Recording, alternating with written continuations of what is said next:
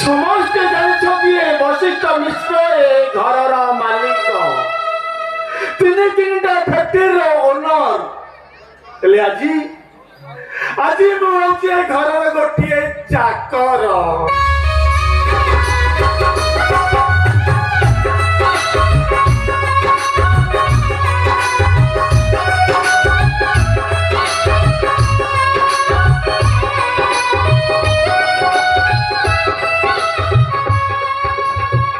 आज्ञा नमस्कार नमस्कार सार को टिके डाकिदेबे सार सार बोली तो घर कहीं रुहतनी की कथा कहउछन्ती सार आपण काम करछन्ती एटी सार बोली के जानि नाथि जान आपण टिके सार डाकिनो सार देखो सार बोली घर कहीं रुहतनी मुझे घररा चाकर सेति में मते जानि पारु नाथि जादू सार को पाइबे जगा आछि जगा टली वाला आ मना सुनले सार निश्चय आसीबे जादू टिके सार को डाकि दियंतु कौन कहलो तम ना जगा तम गाना बाबनापुर तम बापा ना कहीं पचारे आज्ञा मो बापा ना हूँ सनिया नाहक काली पड़ी लगुला आज्ञा बापा आमको पूरी टली भाई भौणी समस्त को नहीं आसी हेले बड़ दांडे बापा कौन हजी गले छाड़ू आज्ञा हेले मो बापा जड़े सांग पुरी थे ना हूँ वशिष्ठ मिश्र पुरी आसवा पूर्व बापा डाकबा गोटे चिठी लिखिले चिठी पाई वशिष्ठ मिश्र आसलानी ना रस्ते भल जाता आज्ञा बिचारा सोनिया नागता परिवार को नहीं जागा बाबनपुर को फेरी जाई थांता कहीं पर गोटे पागल आसब माटा को मारिदेला और से दिन ठारू पूरी बड़दांड जगा बुलवार ठिकଣା पालटि गला छाड़ू आज्ञा से कथा कोई किसी लाभ नहीं आपण टे सार को डाकी दिंतु ताको पाखे मोर बहुत काम अछि ताको पाखे तोर की काम ताकू काई देखा करछु निहाती काम अछि आज्ञा एठी को सार रुहतनी जा दो बाटा तू से बाटे चली जा ओहो की अजब लगा टिकटोकर मुंड हबो कि नहीं बहुत कथा कहउछथि जान सार ना केउ तो कहउछि जा कहउछि तते थारे कहली बड़ा दो रास्ता रे आसी तू सही रास्ता रे चली जा कहउछि सुने ना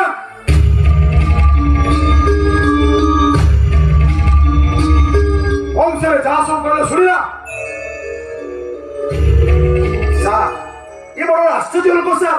आसिला बेलू गजर गजर मो मुंडटा पूरा खराब कर सारे सर हेले सर ए लोकटा किए सर ये होछथि मो बड़ भाई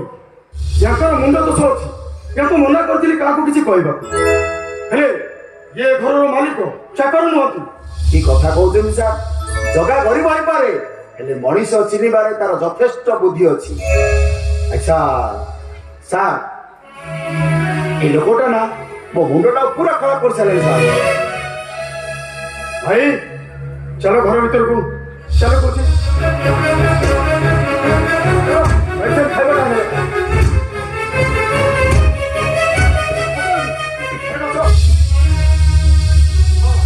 ଜଗା ବାବୁ, କେମିତି ମନେ ପଡ଼ିଲା? ସାର୍ ଗୋଟେ କଥା କହିବି ସାର୍ ଆପଣ ହଉଛନ୍ତି ଆପଣ এই ସରଗ ଦେବତା ଏ ସରଗ ରାଜ୍ୟର ଦେବତା ଅଛନ୍ତି କି ନାହିଁ ସେ କଥା ମୁଁ ଜାଣିନି ସାର୍ ହେଲେ ଆପଣ ମୋ ପାଇଁ ସ୍ୱୟଂ ଠାକୁର ମହାକାଳ ଫଳରେ ଜଗା ଭାଇ ଚୁପଚାପ ସେଠି ବସ। ହଁ ଜଗା ବାବୁ କଣ କହୁଥିଲେ କହିଲେ? ସାର୍ କଣ କହୁଥିଲି କି ଆପଣଙ୍କ ସାହାଯ୍ୟ ପାଇଁ ମୋ ଭାଇ ଭଉଣୀ ଦିଟା ପାଠ ପଢିବାକୁ ଆଗକୁ ବଢିଲେ ହେଲେ ମୋ ହୁଣ୍ଡାହୁଣ୍ଡି ଦିଟା ଏବେ ଖବର ପଠେଇଛନ୍ତି କୌଣସି ଗୋଟେ ବଡ କଲେଜରେ ସେମାନେ ଆଡମିସନ କରିବେ ସେଥିପାଇଁ କିଛି ଟଙ୍କା ଦରକାର ଥିଲା ସାର୍ ସେଥିପାଇଁ ମୁଁ ଆପଣଙ୍କ ପାଖକୁ ଆସିଥିଲି ସାର୍ ଓ ଏଇ କଥା ତ ସାର୍ ଠିକ ଅଛି ଜମା ବ୍ୟସ୍ତ ହଉନି ଯେତେ ଟଙ୍କା ଦରକାର ମୁଁ ଦେବି। ଭାଇ ଗଲ ଅଧା ସେ ଟଙ୍କା ଅଛି ନେଇ ଆସିବ ଘରେ ଯାଅ।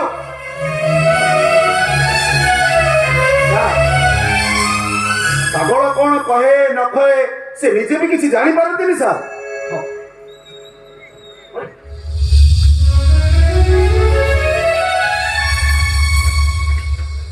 ଜଗା ବାବୁ ଏଇ ନିଅ ଟଙ୍କା ଏ ନିଅ। ସାର୍ এই ଜନ୍ମରେ ମୁଁ ଆପଣଙ୍କ ଋଣ ସୁଝି ପାରିବିନି ସାର୍ ଆସୁଛି ସାର୍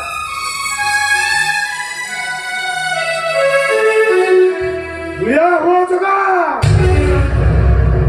ସେ କଲିଗୁଆ ହାତକୁ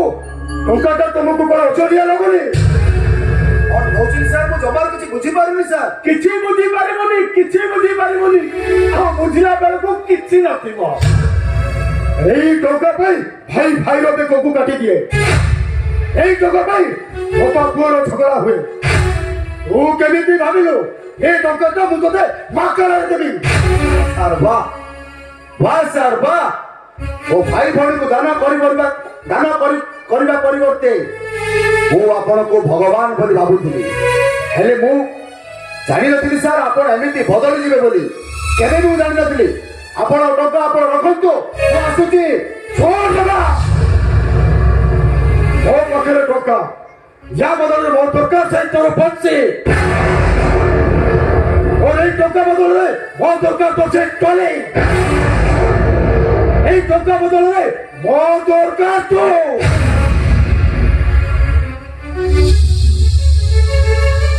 ভাই স্যার ମୋର ଟଙ୍କା ଦରକାର ନାହିଁ ମୁଁ ମୋ ଦୁଃଖ କଷ୍ଟରେ ବଞ୍ଚିବି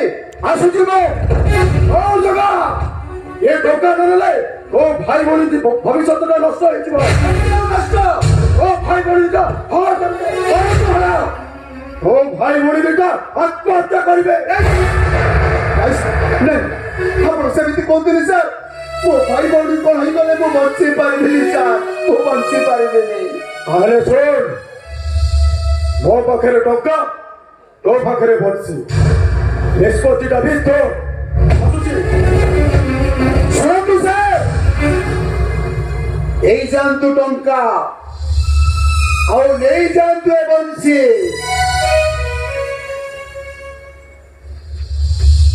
ହେଲେ ମନେ ରଖିଥାନ୍ତୁ ସାର୍ ଆପଣ ସିନା ଜିତିଗଲେ ହେଲେ ମତେ କିନ୍ତୁ ଆପଣ ହରେଇ ପାରିନାହାନ୍ତି କାହିଁକି ଜାଣିଛନ୍ତି ମତେ ହରେଇଯିବ ବିଶ୍ୱାସ ମତେ ଧୋକା ଦେଇଯିବ ସରଳତା ତଥାପି ମୁଁ ହସୁଛି ସାର୍ ମୋ ବୋଉଟା ମରିଗଲା ମୋ ବାପାଟା କୁଆଡେ ହଜିଗଲେ ତଥାପି ମୁଁ ହସୁଛି ସାର୍ କାହିଁକି ଜାଣିଛନ୍ତି ନା ମତେ ଯେତେବେଳେ ଦୁଃଖ ଆସେ କଷ୍ଟ ଆସେ ଆଘାତ ଆସେ ମୋରି ପାଖରେ ମୋ ବଂଶୀ ଥାଏ ଆଉ ଏ ବଂଶୀକୁ ବଜେଇ ମୁଁ ସବୁ କିଛି ପାଇଯାଏ ହେଲେ ଜାଣିଛନ୍ତି ସାର୍ ମୋ ପାଖରେ ମୋ ବନ୍ଧୁ ଅଛନ୍ତି ଆଉ ସେ ହେଉଛନ୍ତି ଦରିଆ କୂଳର ଦରଦୀ ବନ୍ଧୁ।